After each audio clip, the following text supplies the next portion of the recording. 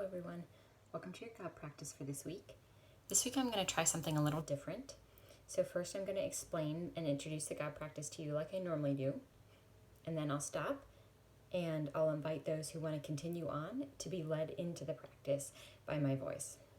The reason I'm doing this is because the God practice this week, it's called Guided Imagery, and it is helpful, I think, to have an outside voice actually talking you through it and leading you through the imagery, rather than trying to just do it in your own mind. We often get distracted when we try that. But I'll give both options. So, I chose guided imagery for this week because I know if you are watching this kind of in real time or on Monday of this week, it is finals week for most students, for my Montreat students, and I assume for most students, which is can be a time of high anxiety and stress.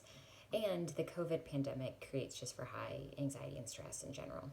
So this is an exercise that actually helps you release some of that anxiety and stress. And so I invite you to fully embrace that as a gift. This practice guided imagery is a type of prayer. It's a prayer using the gift of the imagination that God has given us. So through that imagination, we are creating a space, an image that is creating sounds, visuals, kind of creating this space in your imagination where you and Jesus are. And specifically, it's Jesus on his throne room. So your eyes are closed, you're in a comfortable position, you're picturing this image of Jesus in his throne. And then picture a box at his feet. And in that box, one at a time, not lumping them all at once, but one at a time, you're going to put in your anxieties, your worries, your fears. It doesn't need to be all of them, but the things that are on your mind now, the things that come to mind as you're in this posture of prayer. There might be things you wouldn't have even thought of as I'm talking now, but what comes to mind, put it into that box. If things threaten in general to come out of that box, invite Jesus to take control of that lid. Put his hand on it, put his foot on it, and actually close that lid. And then once you finish putting all of those in the box and feel good about that, give a little space and ask Jesus to share with you anything that he wants to say to you in this space and in this time. And give space to listen to that. And then you will go ahead and open your eyes and pull out of that posture.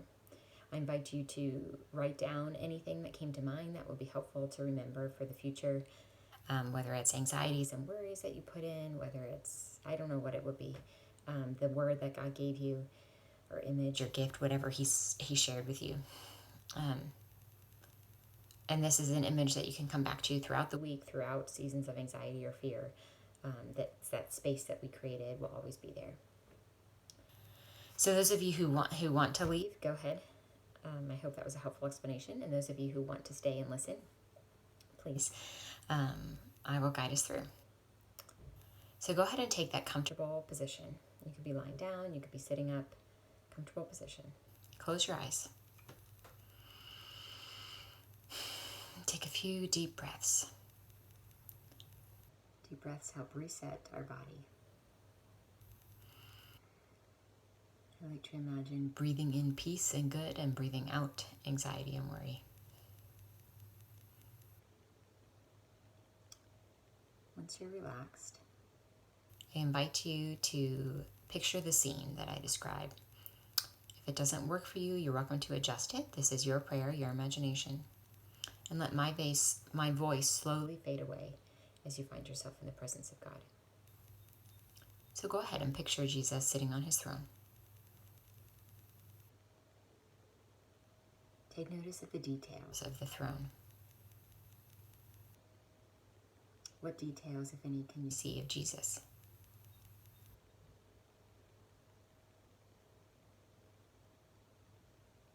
What does the space around you or between you look like? Is there anyone else present? This should feel a safe space. Now imagine a box sitting at the feet of Jesus. And in that box, one at a time, slowly add in your fears, your worries, your anxieties.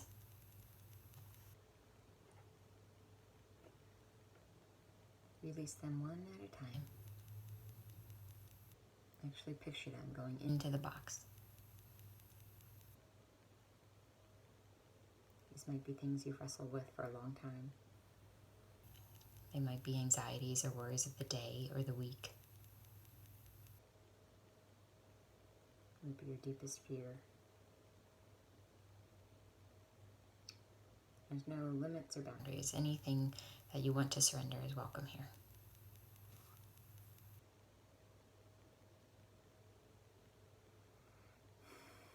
Take time to see which worries, if any, come back out of the box. And if they do, there's no shame.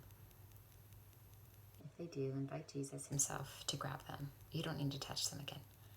Invite him to grab them and put them back in the box. He can put his hand on the box. He can put his foot on the box if he needs to keep them in there.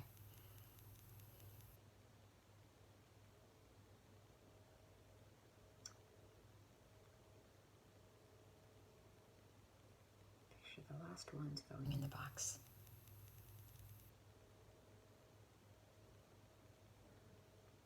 And then, as you are still in this safe place with Jesus, see if he has anything he wants to say to you before you leave this space. If comfortable, you can take a posture of receiving. Put your palms up on your lap. He might give you a word, an image, a phrase, just an inner sense of something. Invite him, see if there's anything he wants to say to you before you leave.